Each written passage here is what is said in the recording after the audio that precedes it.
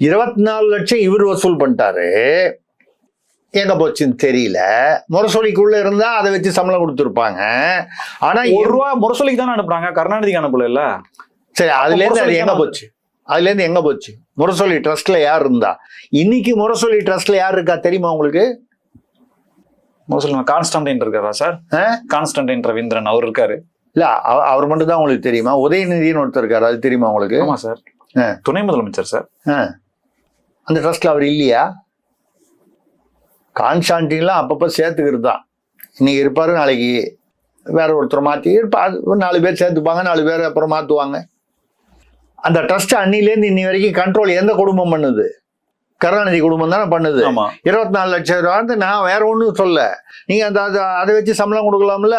அப்ப எம்ஜிஆர் வந்து வாரம் வந்து அவர் கையில இருந்து பணம் போட்டு, அது திமுகவில் இருந்த போது, அதிமுக போனோம்னா அது தனியாக, அது வேற.